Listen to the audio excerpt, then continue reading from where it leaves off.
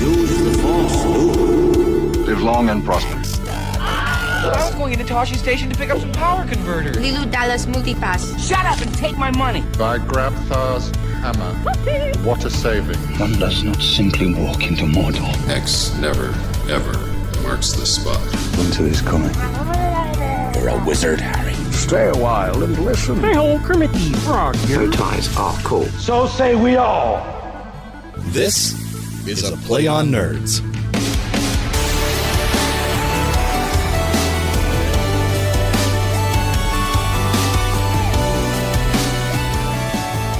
Ladies and gentlemen, welcome to episode 51 of A Play on Nerds. As always, I'm Steve. And I'm still Jarman. And we are still here to entertain you, but mostly entertain ourselves. I mean, that's what this is really about. If it was about our huge listener base, we wouldn't be going anymore. And don't forget, it is also equally about stroking our egos. Stroke it. All night. That went south quick. That got awkward. Well, welcome to the episode. We are going to be talking this week in honor of our 51st episode, Area 51, and a discussion on one of Jarman's favorite topics, aliens. Aliens. Yeah, we could just limit it to Area 51 because, in all honesty, there's not that much to talk about there. No, it's, yeah. I mean, you could, but I think it's... We'll get into it later, but I think it's pretty much done with the discussion of that place. It's if anything happened there, it's not happening there anymore. So, but we'll broaden it to all aliens in general. Yeah. So this is going to be your week to shine, Jarman. My week to annoy the hell out of you. Yes. Oh boy. So what have you been up to since our last episode? When was our last episode? Thanksgiving was our last episode. Was it Thanksgiving? Mm-hmm. Okay. So it's been about 2 weeks, something like that. Okay. But so wait, how was your Thanksgiving then? Oh, well, I had two Thanksgivings, kind of. I had a little small family Thanksgiving and then a bigger one when I had more family in town. So I had a lot of food. I probably gained 5 or 10 pounds. Good. Since Good then. work. I feel really gross about myself. But yeah, it was fun. And also since then, we've launched a new Twitch stream. I noticed that. Yeah, every Tuesday night is before Glitzy Gamers. I'm sorry, every Monday night. We're changing Glitzy Gamers to Mondays, as well as this new stream called Hostage Situation. Okay. And it's these two guys, Cole and Ricky, and they're actually really good at video games, which would be a big change for our Twitch streams, right? Because we just have fun with it. We're not usually very good, but these guys are serious gamers, so it'll be fun. Okay. What kind of games are they going to be playing? At first, we're playing some couch co-op games, but eventually they're getting both their computers in here to LAN party it up and play. I'm not sure yet. They like indie games, though, so they'll be playing a lot of those, but we're still kind of figuring that out. But the theme is kind of like Mystery Science Theater 3000, where I'm going to play their captor, where I have I'll have a voice modulator on that'll actually work next time. It didn't work this last time. But kind of like I'm keeping them captive and they have to beat competitions of games or beat the game in a certain amount of time. Otherwise, they get punished. If they get punished, it's probably just that they have to take a drink or something. But it'll be fun. Well, here's the thing. You know what viewers like? Viewers like real consequences. So the loser needs to take a shot of hot sauce. Or there needs to be a consequence because I think that'll really just get people's butts watching. I will pitch that. That's a good idea. I mean, sincerely, come up with something good. Some habanero peppers or something? Ooh, yeah. That's how you do it. That's how you get viewers. And then when they're done, that goes to the Glitzy Gamers who just goof off and don't... I know what the people like. I know what people like. So what have you been up to? Well, I think that we were about to go to Vegas last time we spoke, and we went to Vegas. Damn. And it is insane. It is just you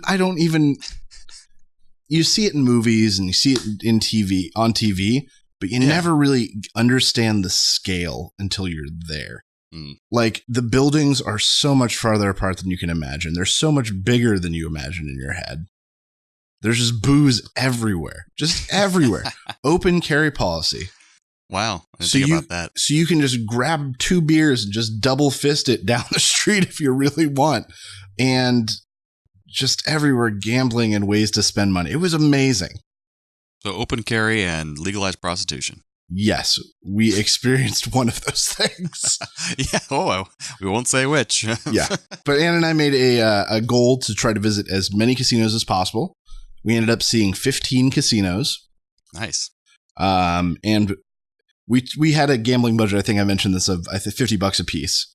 And really what it ended up being is in every casino we went to, we would play a slot machine. Nice. And that was how we did it. Any fun themed slot machines that you ran into? The one that was so exciting that we walked, it was like one of the first machines we saw when we walked down was a Gremlins slot machine. Ooh, nice. And it was so awesome. Just awesome. I spent most of my gambling money at that machine. And you got a picture of it, I hope. I did. But then the other thing that we realized is that a lot of Las Vegas, a lot of the big hotels have arcades. Mm. Oh, and Anna and I went and played in 3 giant fun arcades.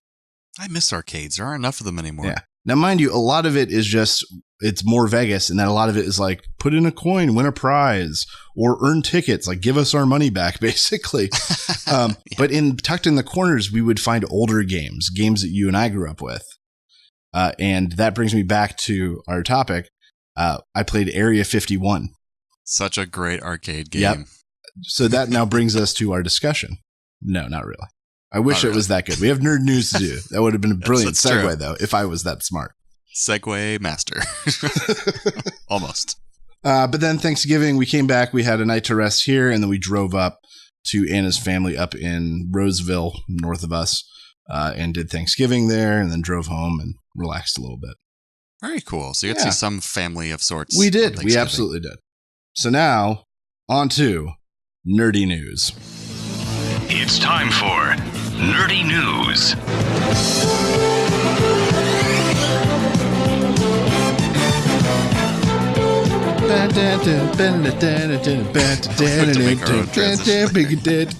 I love that you play it every time, too. Of course. So, what do you bring us this week from the world of nerdy news, German? So it's news that it's just now coming true, if that makes any sense. Okay. But, there was a woman that was born in 1911. Okay, 1911. And her name was Vangelia Pandeva Dimitrova. I probably butchered that. Yes, But likely. she lived in Bulgaria. Okay. And she was a mystic, and she predicted things like Nostradamus would or something like that. And the creepiest prediction that she's had so far, that's only just now people are unearthing again, is her prediction of a great Muslim war in 2016 that has both believers and non-believers worried.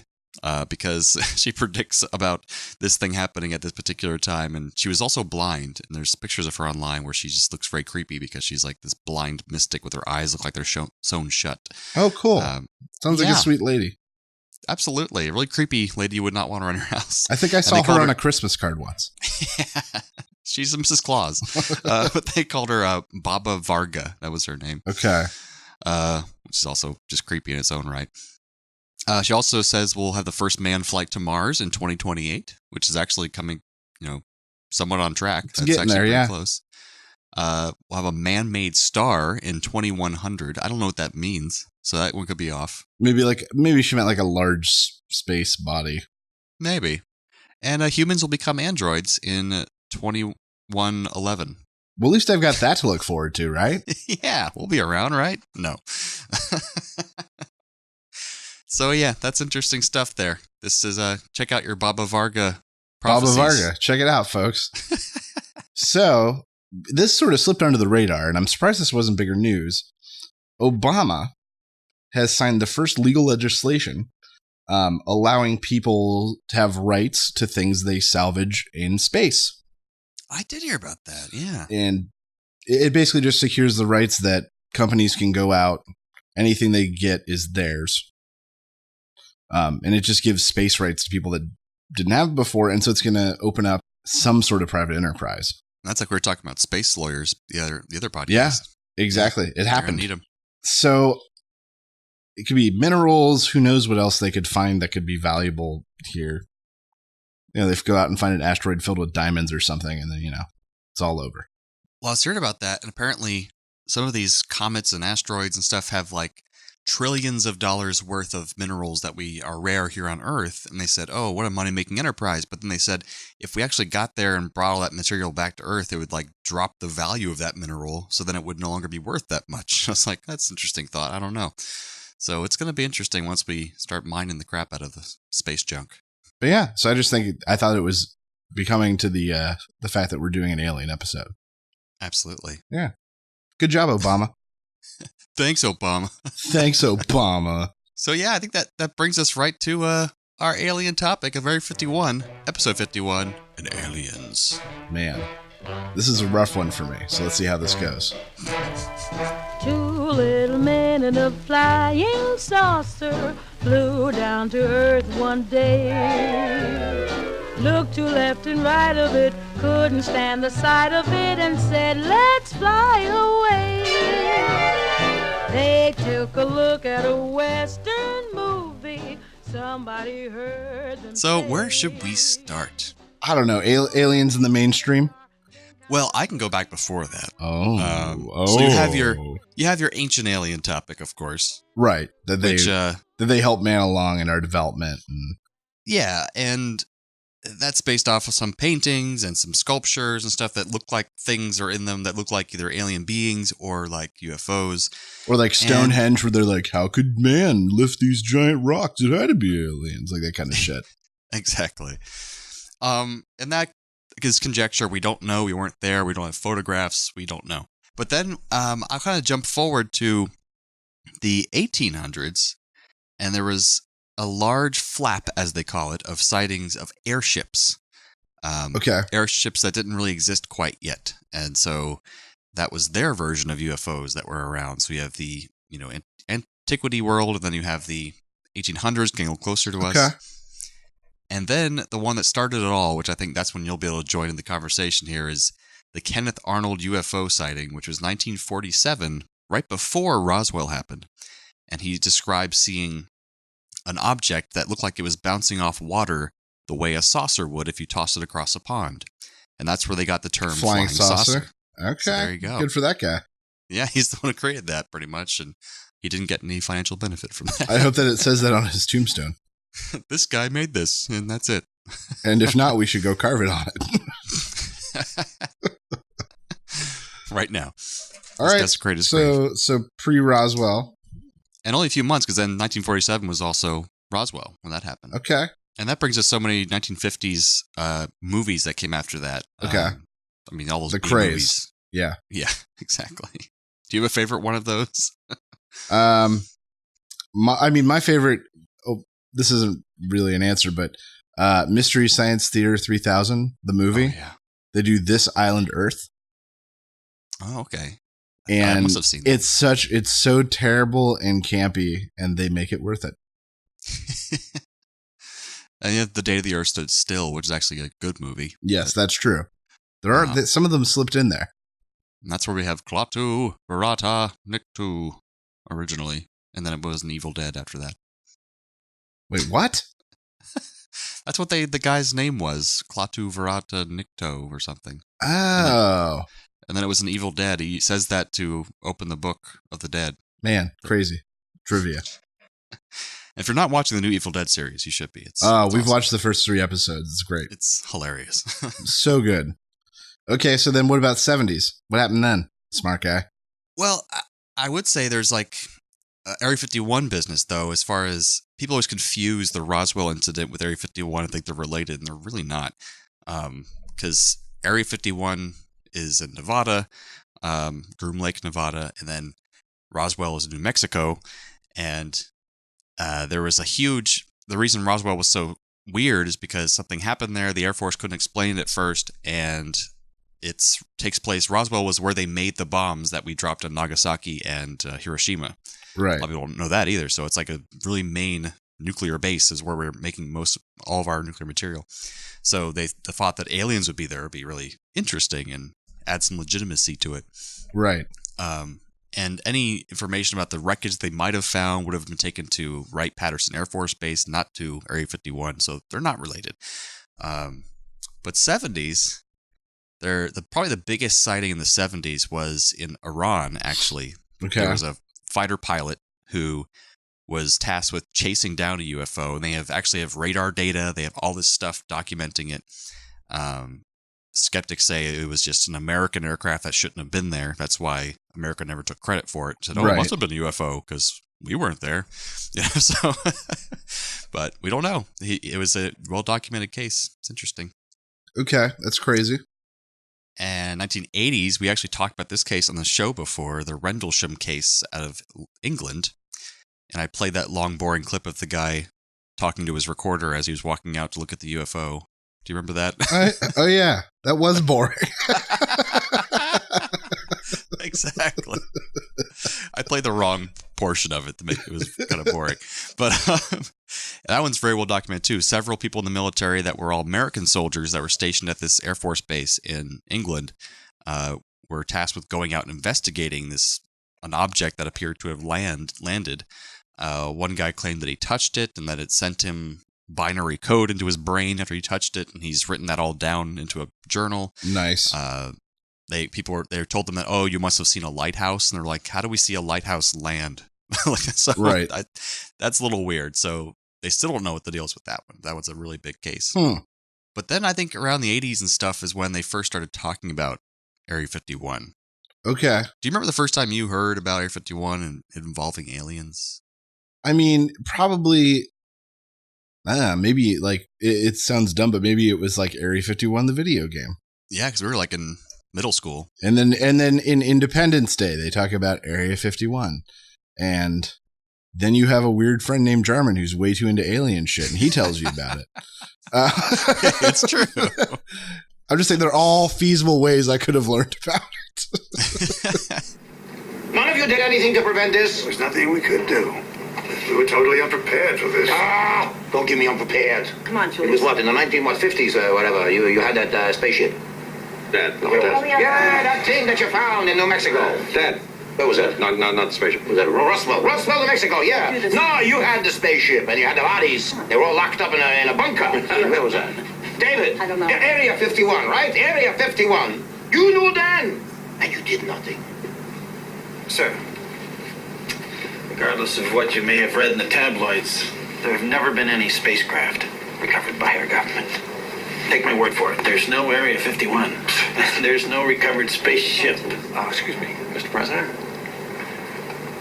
That's not entirely accurate. What? Which part? Yeah, I think like I was so into it as a kid. I had you were before the beginnings of the internet. I would print out what I could find. It would take me like 10 minutes to download a picture off the internet and like print it out.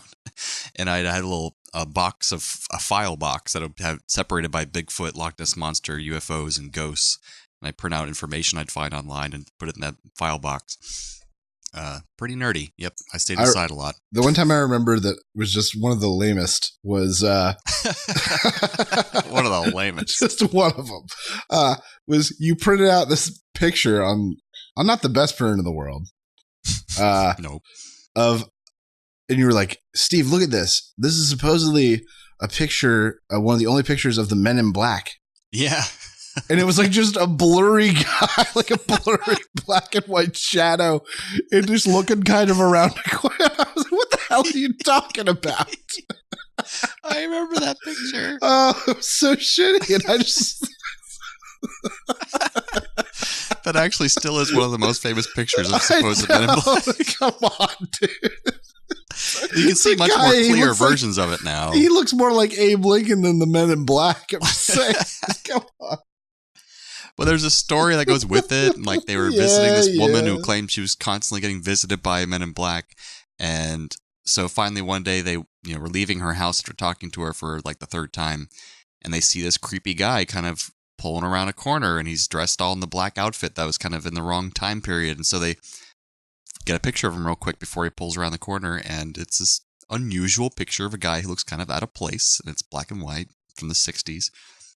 And it's fascinating. But the bubble jet chip printer that I printed that out on did not give it injustice. I remember we had to talk to that thing and sweet talk it. Yep. Like, come on, baby, just one more page. Yeah, just one more page do it for me. Come on. And it'd be like bubble jet take like an hour to print out one photo. That was great.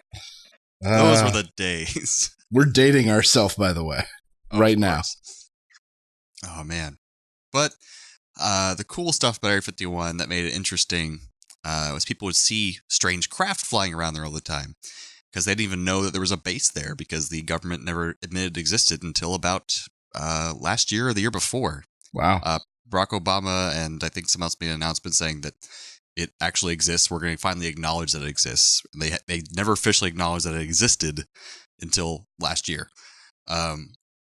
But the thing that most people were seeing, they're saying, is the stealth bomber, which was around a long time before we ever knew about it in the public. They kept it secret a long time. They were using it even in the early parts of the Cold War and everything. And so if you saw a stealth bomber in 1970, I mean, it looks really weird. It looks like a UFO. Mm-hmm. So that explains a lot of that stuff. And they were even like, they would cover up the vehicles so that because they were the Soviets were using spy planes to try to see their vehicles and see what they're building, and so that's how they kind of developed the story of underground bases being there because they did do a lot of stuff underground because the Soviets were taking aerial pictures of the shit they were making, so they were like, we got to cover it up. That's not the only cover up. Yes.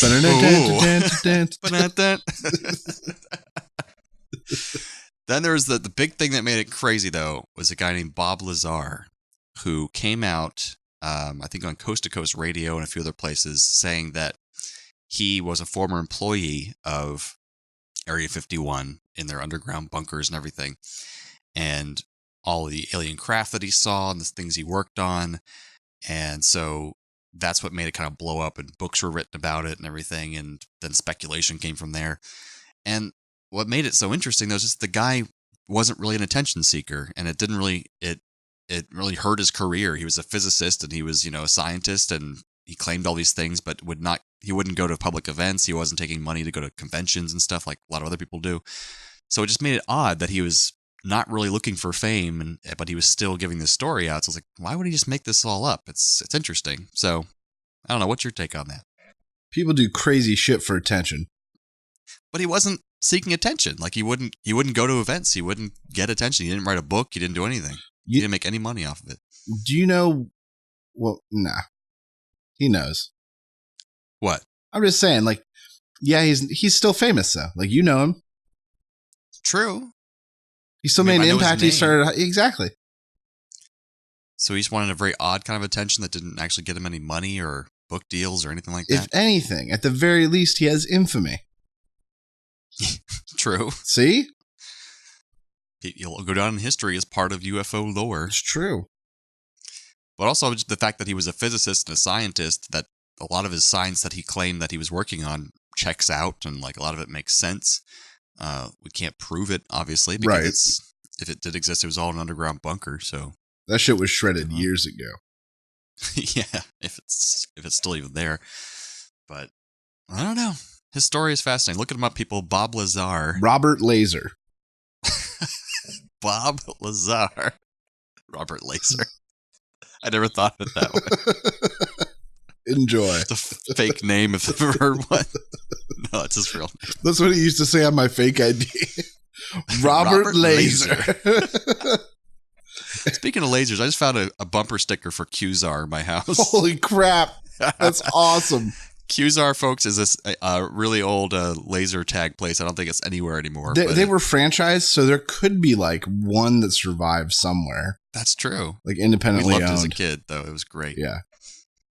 And I think it says, I'd rather be at Qzar. Is what the bumper sticker Something like that.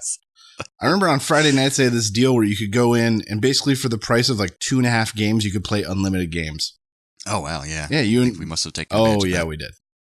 So where are we here? I don't know. You know all the history stuff. I got nothing. I was going to talk about all about alien movies. That was my plan. We can do that too. We still have plenty of time.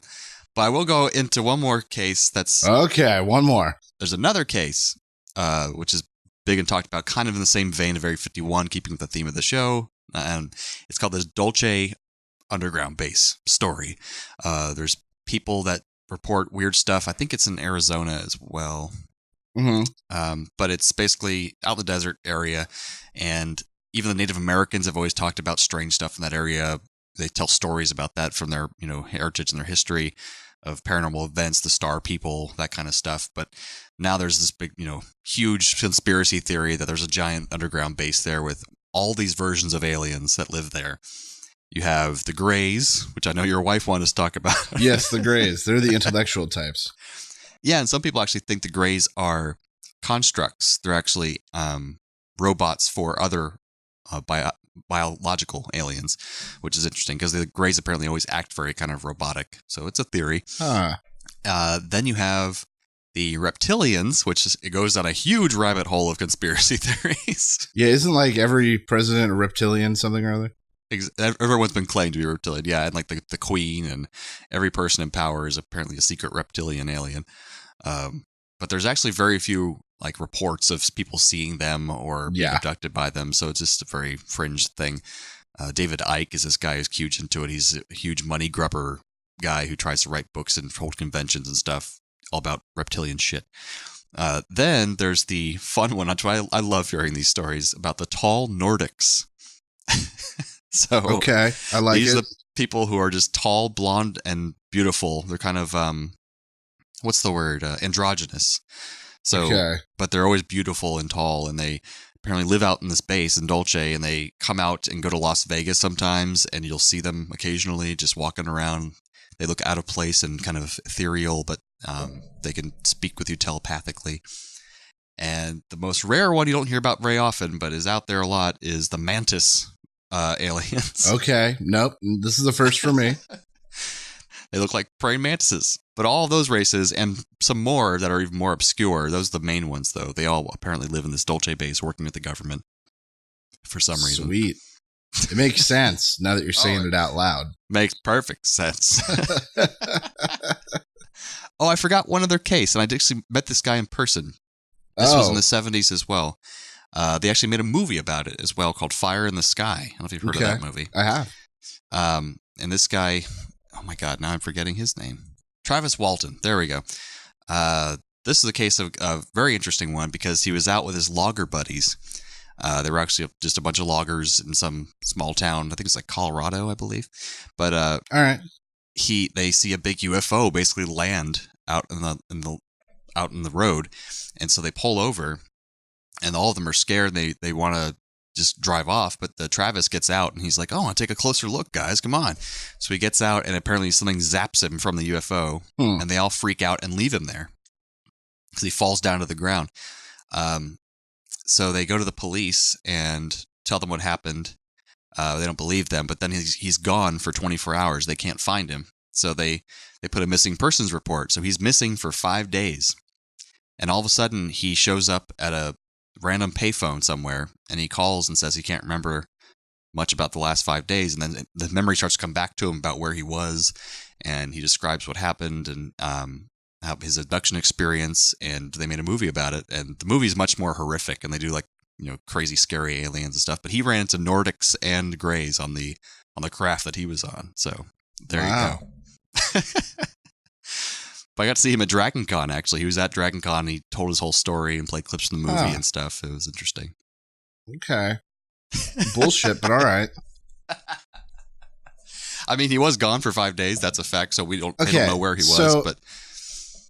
So which is more likely? That this guy was selected and abducted by two different races sharing a ship of aliens, or that he was drugged and abducted by some fucked up people, traumatized, and his brain made this shit up to cover that trauma? Which one of those is more likely? Or anything weird could have happened to him. He got hit by a car and was unconscious somewhere. All of that is much more likely than that first scenario. If not for the guys backing up that they did see a UFO and that they did see it zap him, they are claiming that is true. So, dude, it sounds like Salem witch trials to me. I saw Travis with the devil. Yep. Well, yeah, I saw a spaceship too. Suddenly your friend's getting a lot of attention because everyone thought he was abducted by aliens. Or your friends actually abducted him, and you want to get some of that small town lady. Just the one lady. Just the one. She's like the village bicycle. The one without a hook arm. Like that, the one. No, man, you want the hook arm. That's more fun. I mean, for like back scratches and shit, yeah, but man. That just happened. All right. So I guess you want to move out of the realm of the... I just don't have anything to add here except for like Matt ad-libs. That's all I got. I mean, there's so many more stories. I'd love to make a paranormal podcast on our podcast network eventually. I've talked about it for a long time, so I might do that eventually. I was even thinking of just having people with stories come on and tell their paranormal stories that they have, whether it be UFOs or ghosts or strange happenings or weird coincidences. And you're going down a rabbit hole of, in 5 years, living in a trailer somewhere doing a local radio show about aliens 24 hours a day. I'm just saying. Hey, if it pays. It's a rabbit hole. If I can advertise, it pays just enough spam and pickles to keep you in your trailer. Ooh, spam and pickles. That's right. That sounds delicious right now. A lot of sodium. You'll be dead in 6 years. A lot of sodium. My heart explodes. His heart was full of spam and pickles. There's nothing but pickle juice in here. Why is he wearing a tinfoil hat? Dill. Ugh. Anyways. So if do you have any questions, Steve, that I could answer? Any random questions? No, it's all bullshit. So See, only there's a kernel of truth behind any sightings. I don't believe those people are crazy. I believe they either did see something or believe they actually literally believe they saw something. Mm-hmm. But more likely are people with hallucinations, people seeking attention. Most of the time, I think it's probably true. It is far more likely that it's military experimental aircraft. And it's easier for the government to let nuts take the story and run with it than to try to explain something. Yeah. All of those things are more, with the evidence that we have right now, all of those things are more likely than any alien abduction story. Yeah, I think there are some stories I've heard. I can't remember all of them right now, of course, but some stories where I'll hear them and be like, wow, that really cannot be explained. And a lot of them, there's the fun ones I hear on all these podcasts I listen to and stuff are the ones that are just so very odd and out of the ordinary. Like the ones where they don't talk about gray aliens or things that are in our pop culture, but like one case where a guy said he's never had attention before or since. He's never talked about anything else. He didn't want to be on TV. He talked about a craft that came down and alien being came out and gave him some pancakes. I mean, that's like, what? That sounds legit to me. And as he said that he didn't know why, but he felt you could trust this person, and he took the pancakes and ate them, and they tasted horrible. So they tasted like cardboard, and it was really gross, and that was the end of the story. And it's like, there's weird ones like that get even stranger, like, I don't know, orange globular beings that just appear and turn into an owl and stuff like that. It's like, so... I mean, who knows? I would choose now. Yeah, if I was an orange globular being. I mean, why not? Which, if I got a spray tan, I'd pretty much meet that description. Orange globular being. I think it's what they call Donald Trump, right? Yeah, it's true. He's an orange globular being with a toupee. Mm-hmm. Well, I think there's definitely a possibility that some spacefaring race either sent drones here or sent actual people here. But there's no way that all those stories are true. There's just too many of them. And I think there's a good possibility that maybe one or two or some of them are true. We won't know, but there's no way all of them are true. A lot of people are lying. Not. Yes. A lot of people are lying. Which is sad. It is. Because I've seen a UFO. Mm-hmm. An unidentified flying object. That's all that means. Mm-hmm. Yeah. Yeah. So I didn't know what the hell it was. It was interesting. It was like a triangle-shaped craft. My dad saw it too. And it hovered above us, didn't make any noise. Then it flew away. And I don't know what the hell it was. It might be some experimental craft we built at the base nearby. Who knows? That's true. We did have that base nearby. Yeah, and we didn't know what the stealth bomber was for 10 years after it had already been made. So we might find out what that craft is in about 5 more years. Who knows? Or maybe it just never made the cut chopping block. Yeah, maybe there's something fundamentally wrong with it, so it's gone now. Yeah. We'll never know about it.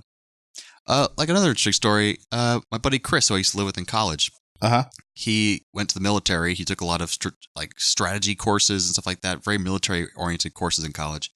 And one of the guys was a former Air Force general or something like that, a real high-ranking person in the Air Force. And then he became a professor in his retirement. And he really liked Chris because Chris was so intense and he was so into his studies and he did great work. So he talked with him afterwards, and he said one of the weirdest things he ever saw was he got off a port somewhere that they dropped off the people from the Air Force there, and he saw some Navy guys nearby a ship. And suddenly he saw the ship disappear in front of his eyes. It kind of shimmered and then turned invisible in front of his eyes. And he took out his camera and started taking pictures where it was, and then took pictures as it appeared again in front of him. And he was just dumbfounded and shocked. And one of the Navy guys came over and took his camera and pulled out the film and just handed his camera back, didn't say a word. So do we believe him? I mean, he could just make up that story because it's fun. He's retired, he's old, and he wants to amuse his students. But yeah, I want attention. Exactly. Or maybe it happened. Who knows? Maybe we have that technology. That's true. I could go on. No, it's all bullshit. Ghosts aren't real. It is. Ghosts aren't real. No, I absolutely believe there could be intelligent aliens. Mathematics dictates so. It's a possibility. Exactly. But for every 10,000 people that say they saw a UFO, there is one that I may believe. Yeah, that makes sense. Yeah. And what about your wife? What does she think? And what you think about aliens? I think it's definitely a possibility. The fact that the universe is so vast, it is possible there's something out there.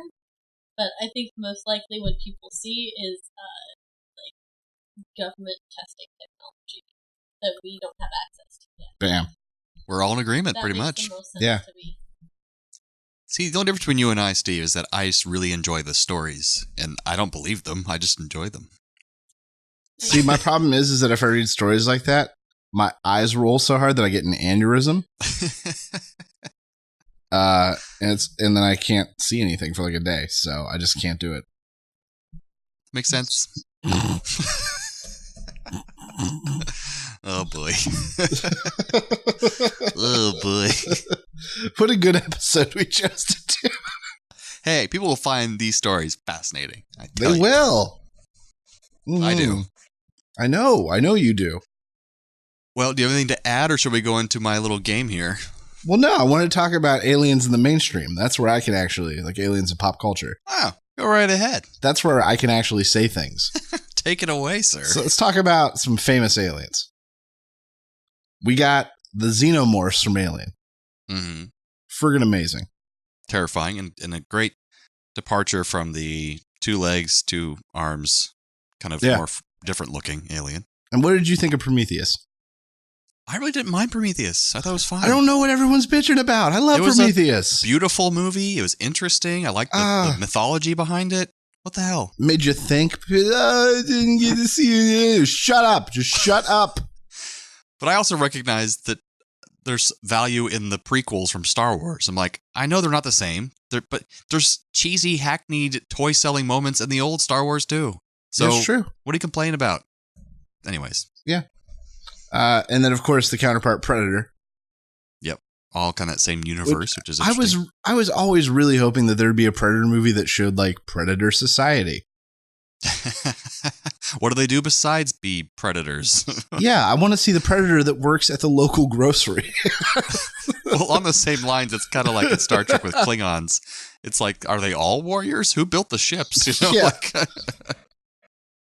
Every single one. They built it with swords. Just Predator grocery. That's just a Predator stalking Peaches, trying to be real careful so he doesn't bruise.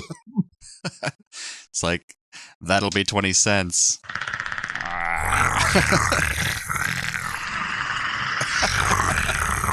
Oh man, that's funny.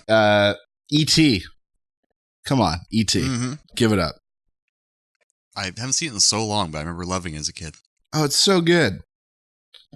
It's just heartwarming and lovely. Yeah. What Steven Spielberg did with the special edition, where he removed the shotguns from some of the police's hands and gave them walkie-talkies. Apparently fixed it back for the newer editions. But I thought he was better than that. I didn't think he was going to go Lucas on that. They don't have shotguns; they have walkie-talkies. But in his defense, the early 2000s were like a very different time for gun violence and in the U.S. after 9/11, and people actually cared. it just everyone had to tiptoe around it, and they were included. Yeah. No one tiptoes anymore. They just barge in with a gun in their hip. And just their cock out, gun in their hand. Yeah. Since most of our listeners are in the UK. I'm ready to fuck it or kill it. America! America, or eat it. My most primal instincts. If I walk Maybe in this not room, in that order. I'm either going to fuck you, I'm going to shoot you, or I'm going to eat you. Man. Oh, God. Yes, E.T. Yeah.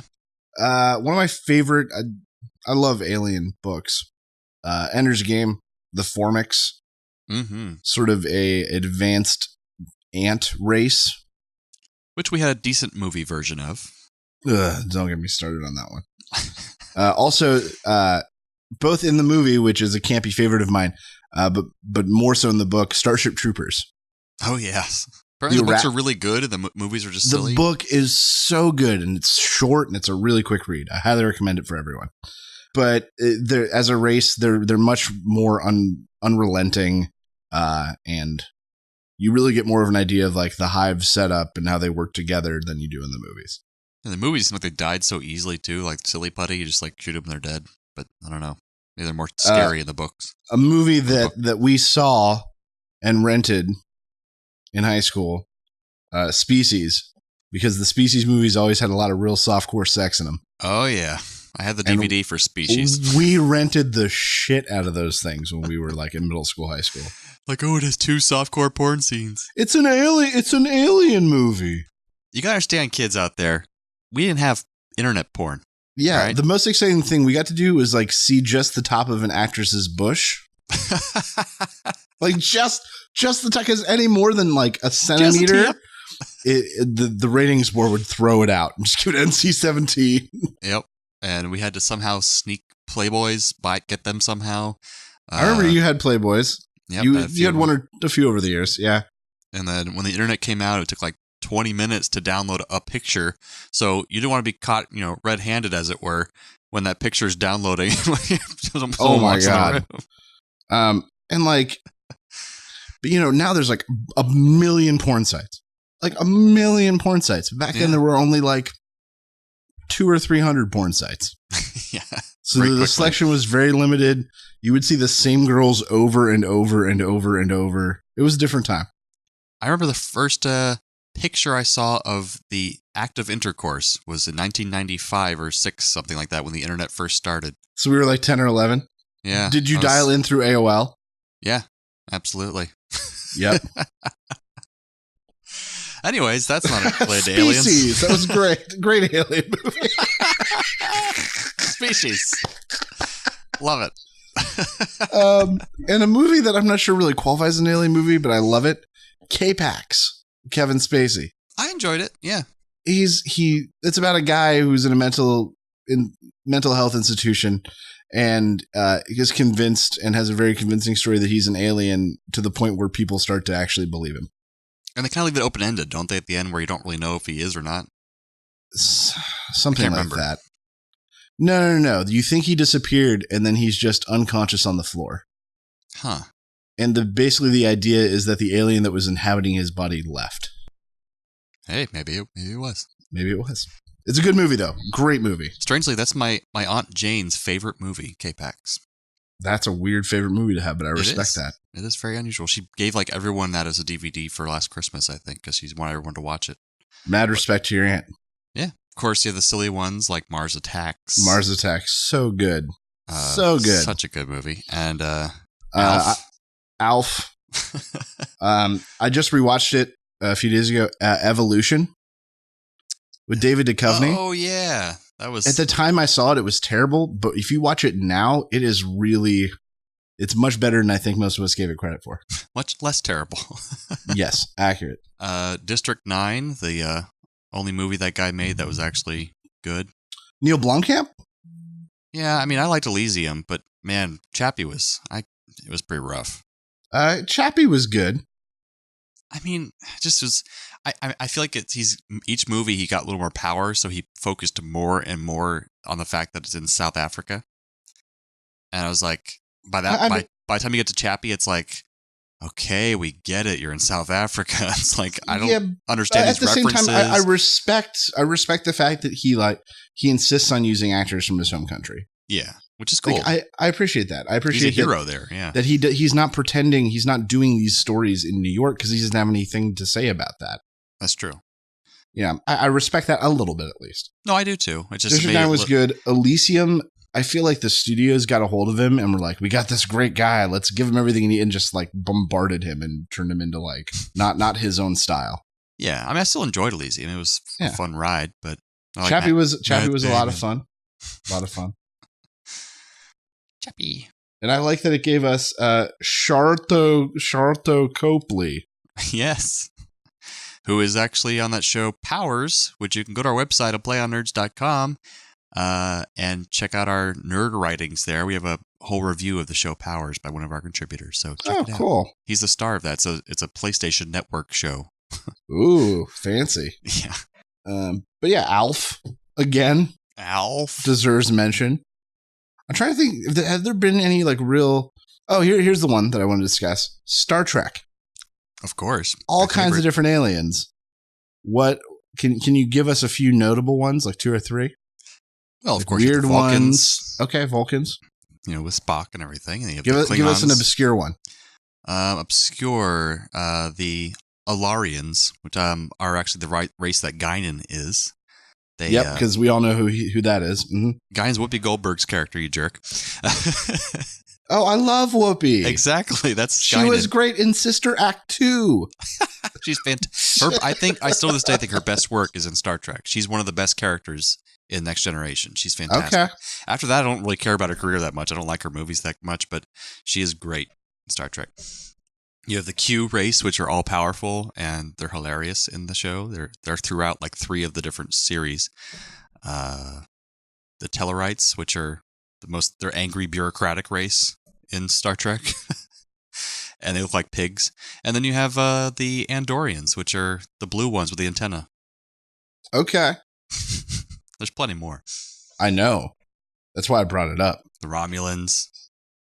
The Remans. The Remans, that's right. Ha! The Borg, kinda. Yeah, they're like every race because they just assimilate everybody. There's plenty more. All right, well, we don't need to go into all of it. But I just thought I'd bring it up so you could show off a little bit. It's a great show. Check it out. It's a great show. Just watch it. Next Generation, love it. Turd Ferguson. That's a nice hat. It's a big hat. It's funny. Man.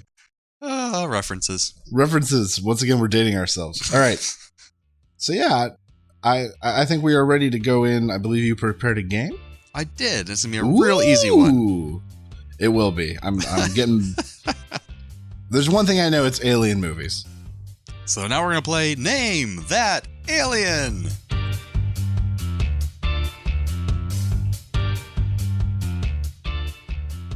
I'm going to play an alien sound, a vocalization from an alien, and Steve has to tell me what movie it is from. I'm excited. And he's probably going to get almost all of them. Nearly. So the first one, I've already played. Okay. Yes. That would be The Predator. That is correct. The next one. Those would be the aliens from Mars Attacks. That is correct. Now this one.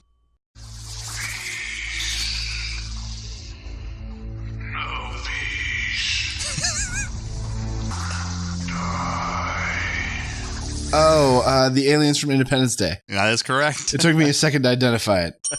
Played by Brent Spiner's voice because he's being held by the alien. He's the Data from Star Trek. Woo, tie-in. Here's another very easy one. Okay.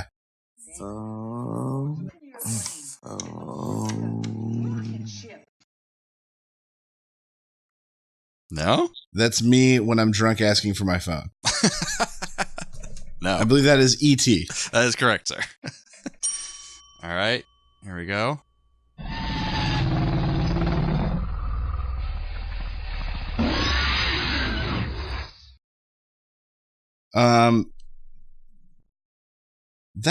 Is that the xenomorph from Alien? That is correct. Okay.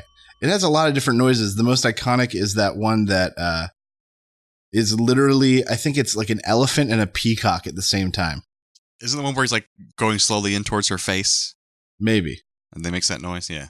I think I know what you mean. All right, here we go.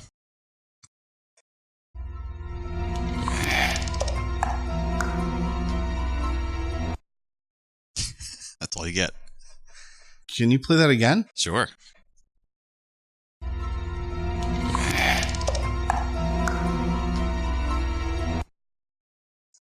I got nothing.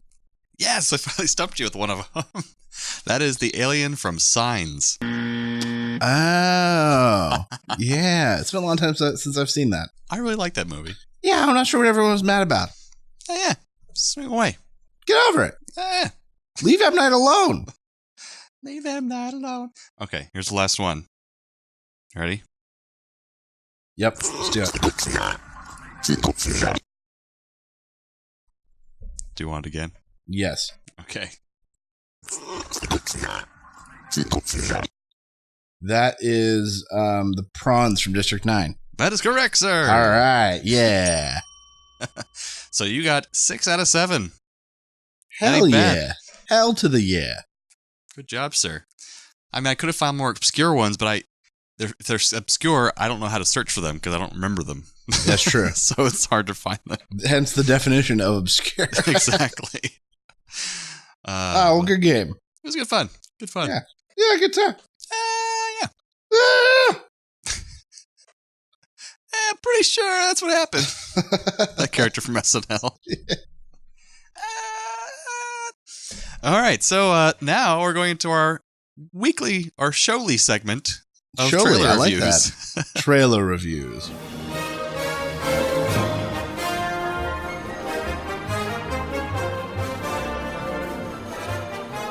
Here at Play on Nerds, we have developed an interesting rating system to bring to you our ideas on the trailers we're about to review.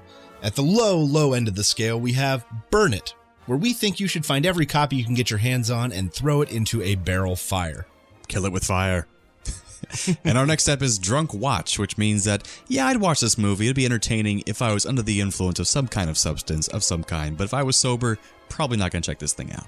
Nope, not going to see it. Next, we've got We'll See, which is maybe we just don't know enough about this movie to tell what the hell it's going to be. Could be good, could be bad, not sure. And our next category would be Get the Couch Ready, which means I'm definitely going to check this movie out at home.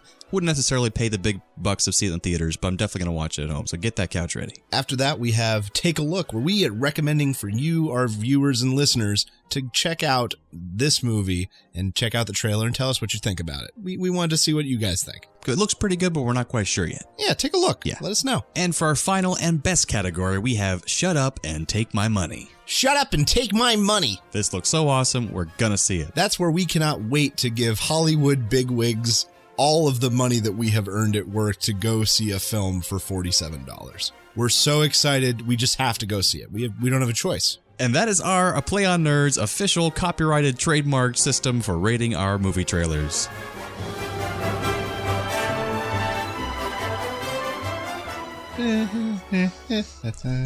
So what should we talk about first? These are two big ones this week. Yeah, and one of them we talked about before, but it was in a much earlier trailer, so we didn't get to see nearly as much. Exactly. And I'll talk about that one first. Batman vs. Superman. The big, I think it's the international trailer. Yes, it's the mini version of the movie where they give away everything. Everything. Oh my God.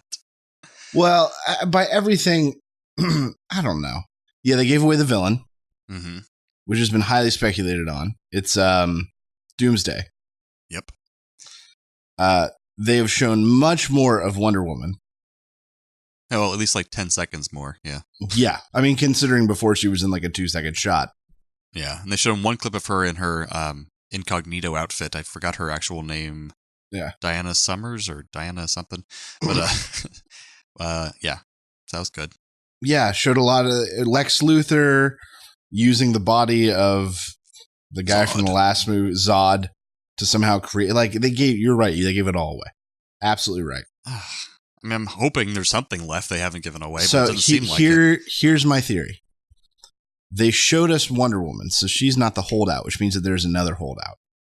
Well, I think that's Aquaman. Yeah, because Aquaman and the Flash have small parts in this. So yeah, I think that's what they're holding out, and I think that they're going to play a role probably in the last 15 minutes of the movie. Mm-hmm. But yeah, if they're showing us this much Wonder Woman, there's got to be something they think is going to cap it. I mean, I just hope they left something, because otherwise, why am I seeing this movie? That's true. I mean, I'll go see it for Ben Affleck being Batman. Oh yeah, see how that goes. The interaction between him and Henry Cavill, I think, is great. So yeah, I like Henry Cavill as Superman too. So yeah, I just rewatched a really great movie that I think I talked about probably like 40 episodes ago. That he is the lead in, called Immortals. Oh yeah, the Greek gods kind of thing. Yeah. And it was somehow, I think it got buried next to another film that was very similar. Clash of the Titans. Yep, that's the one. But Immortals is actually really good. I highly recommend it. I watched it. It was good. I did see that movie. He's a good actor. He's a good Superman. I mean, people just need to get over themselves. Yeah, it was dark. Get over it. Yeah, it happened. So, I mean, I'm still going to give this a shot and take my money. I'm going to go see it. It's the kind of movie I would go see in the theater. Agreed. Me too. But I'm not expecting miracles. No, I'm hoping it's just good enough to perpetuate a few more movies so they can get the hang of things. Yeah, and get the DC Universe launched. And I hope that Lex Luthor calms down.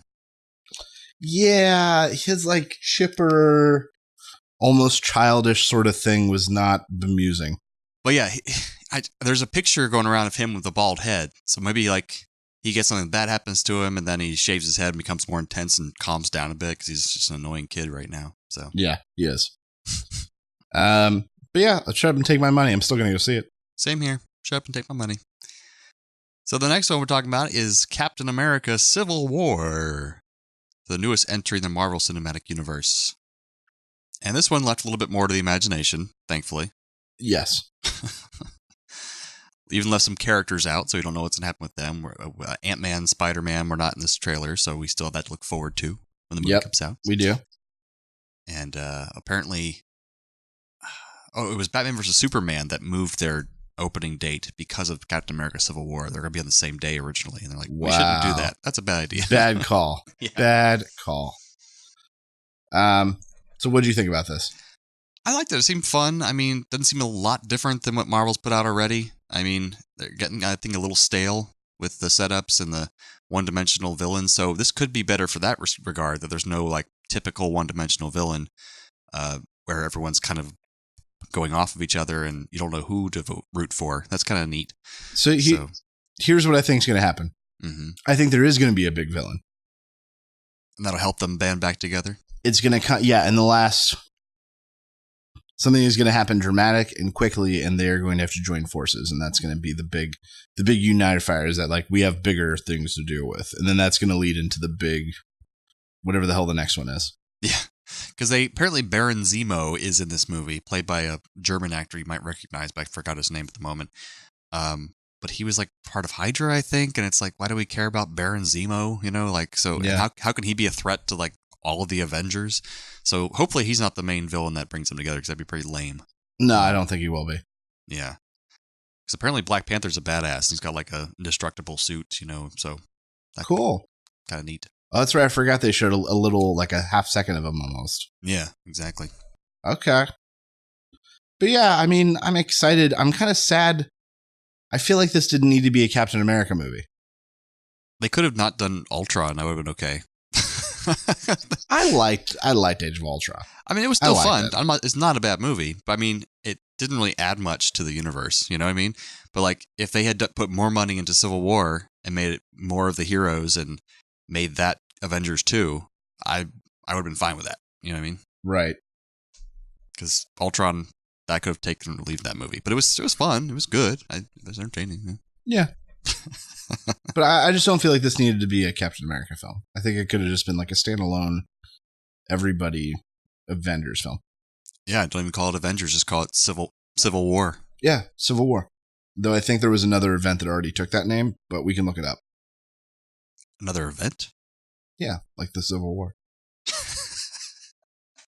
Yeah, I think that was a thing that happened. All right, we'll have to change the name. Super this one, Civil this War. one also just gets to show up and take my money because I'll still go see it. Yeah, I've seen every Marvel film in theaters, I think, except for no, I think I've seen them all. Yeah, I've seen them all in theaters. Yeah. So yeah, show up, take my money. Shut up, take it. Take it right up the poop chute. Well, that went quickly. That went brown real quick. I mean, dark. Thank you for being a friend. Travel down the road and back again. Your heart is true. You're a pal and a confidant. And if you So for our last episode, we had some comments on Facebook from Daniel Hitch saying happy 50th and Thanksgiving. Thanks so much, Daniel. Yes, thank you, longtime listener. Absolutely. And Ryan Porter from Positively Nerdy, our friend of the show as well, says congrats, fellas, which I appreciate. And Daniel Hitch also commented on the show. He said, by the way, love the idea of the political, philosophical / science to creationist show, a sort of a play on nerds nights. That's interesting.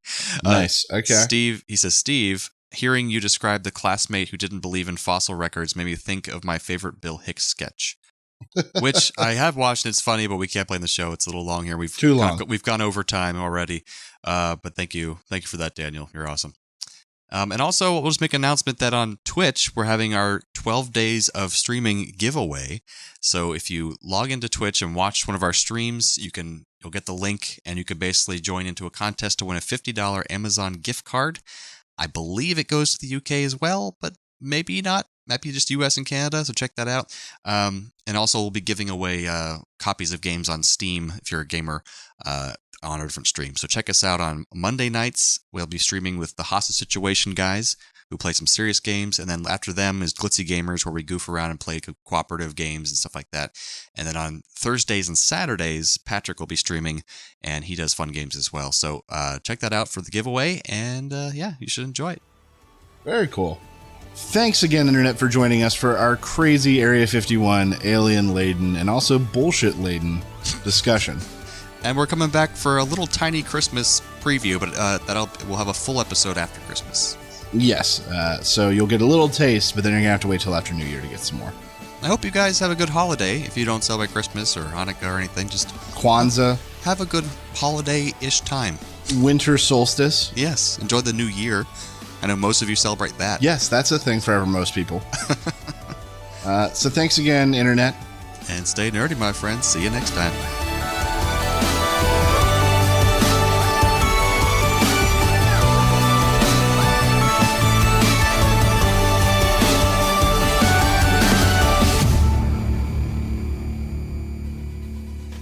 Jarman, can you hold on a second? Someone just called me for the third time. Okay. Hello? I'm going to see if they call one more time. Sorry, bud. You want to call them back? It's no caller ID, but they've just called 3 times in a row, so I'm just confused. It's either important or they're jackasses. Yes. No caller ID, that's strange. Yeah, I haven't seen that in a long time. Huh. All right, back on it.